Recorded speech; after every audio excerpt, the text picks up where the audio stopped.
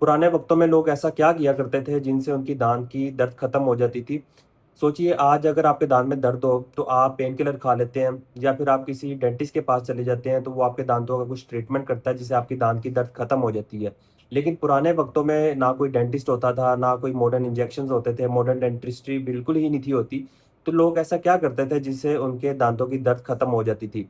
कुछ चीज़ें बहुत यूज़फुल थी। आज हम इसी टॉपिक के बारे में बात करेंगे कि क्या ऐसी चीज़ें थी जो आज के दौर में भी साइंटिफिकली ठीक है एंड हम करके दाँत की दर्द जो है वो ख़त्म कर सकते हैं एंड कुछ चीज़ें तो ऐसी खौफ़नाक थी, जिसके बारे में हम आगे चल के वीडियो में सारा डिस्कस करेंगे। इसलिए वीडियो को पूरा देखने से पहले इस चैनल को सब्सक्राइब कर लें। अस्सलाम वालेकुम, मैं हूँ डॉक्टर शिरोज़। आज हम टाइम ट्रैवल करेंगे एंड देखेंगे कि पुराने वक़्तों में लोग कैसे अपनी दाँत की दर्द ख़त्म किया करते थे। सबसे पहले हम देखेंगे सबसे पुराना डेंटल ट्रीटमेंट जो कि 4000 से 5000 साल पहले इजिप्ट में किया जाता था। एंशिएंट इजिप्ट के लोग जो होते थे वो ये समझते थे ये किसी बुरी रूह की वजह से दाँत में दर्द होती है, या तो कोई रूह है जो या फिर कोई ऐसी कोई गंदी चीज़ है जिसकी वजह से आपके दाँत की दर्द स्टार्ट हो जाती है।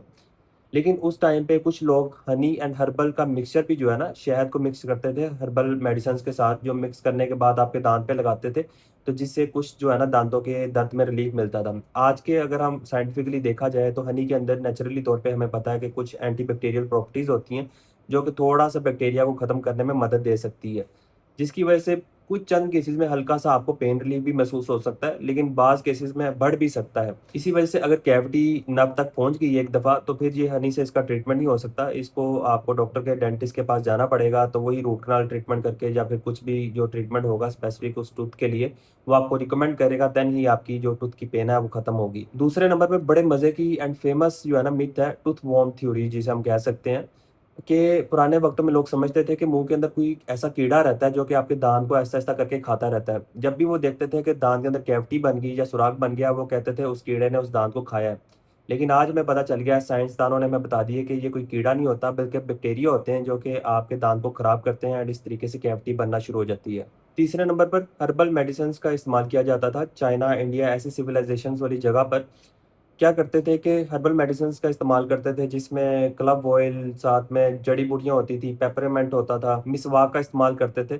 आज के दौर के लिहाज़ से अगर हम देखें तो हमें साइंटिफिकली ये चीज़ प्रूवन हो गई है कि जो क्लव ऑयल होता है उसके अंदर एक इंग्रीडिएंट होता है यूजिनॉल, जो कि नेचुरली तौर पे पेन रिलीविंग इफ़ेक्ट होता है उसके अंदर, थोड़ी-सी आपकी पेन को कम कर सकता है।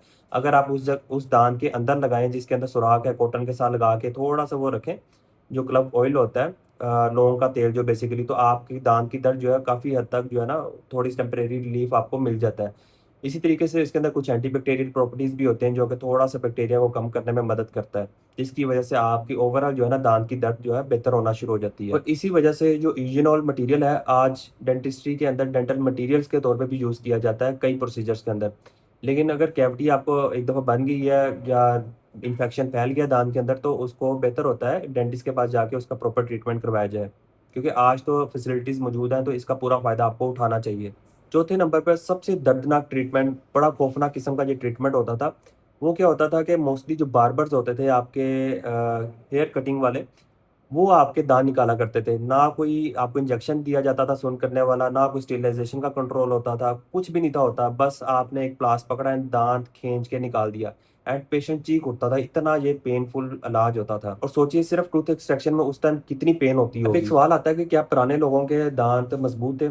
तो इसका सिंपल सा जवाब है, कई हद तक ये बात ठीक है कि पुराने लोगों के दाँत मज़बूत थे, जो नई जनरेशन आ रही है उससे। उसकी कुछ वजूहात हैं, जैसे प्रोसेस्ड शुगर्स वगैरह वो इतनी नहीं थे खाते, या आजकल की जो खुराक है, कोल्ड ड्रिंक्स, सॉफ्ट ड्रिंक्स वगैरह या आइसक्रीम या मीठी चीज़ें बहुत ज़्यादा वो कंज़्यूम नहीं थे करते, जिसकी वजह से काफ़ी हद तक जो उनके दाँतों एंड गम्स की कंडीशन थी, वो हमसे बेहतर हुआ करती थी, दाँत थोड़े-से स्ट्रॉन्ग हुआ करते थे। लेकिन जब भी कोई इन्फेक्शन या इस तरीके से पेन स्टार्ट होती थी, तो फिर उनके लिए ट्रीटमेंट करवाना बहुत मुश्किल होता था। तो दोस्तों, आज हमने देखा कि पुराने ज़माने में लोग कैसे अपने दाँत की दर्द खत्म किया करते थे एंड इसमें कुछ चीज़ें आज भी, जैसे लौंग का तेल हो गया, हनी हो गया, इसके अलावा कुछ और भी चीज़ें हैं जो कि हम करके दाँत की जो पेन है टेम्परेरी तौर पे उसको आराम दे सकते हैं। और हम तो बहुत खुशकिस्मत हैं कि आज के दौर में हमारी मॉडर्न डेंटिस्ट्री मौजूद है, जिसमें रूट कनाल ट्रीटमेंट करके, लाइक अगर एक्सट्रैक्शन भी करनी हो तो पहले लोकल एनेस्थीसिया दिया जाता है, उस जगह को सुन्न किया जाता है ताकि पेशेंट को पेन ना हो। एंड इसके अलावा फीलिंग्स एंड इसके अलावा बेशुमार हमारे पास प्रॉपर स्टरलाइज़ेशन के साथ ट्रीटमेंट्स मौजूद हैं, जिससे हम करके अपनी दाँत को ठीक कर सकते हैं, अपनी दाँतों और गम्स की कंडीशन को ठीक कर सकते हैं। एंड अगर आपको ये वीडियो पसंद आई है तो कमेंट्स में लाज़मी बताएँ। इस चैनल को सब्सक्राइब कर लें, वीडियो को लाज़मी शेयर किया करें। एंड जाते-जाते आपसे एक सवाल है कि अगर आप 2000 3000 साल पहले पैदा होते तो उस टाइम पे आप अपनी दाँत का दर्द खत्म करने के लिए क्या करते? वीडियो देखने का बहुत शुक्रिया। जज़ाकल्लाह। अल्लाह हाफ़िज़।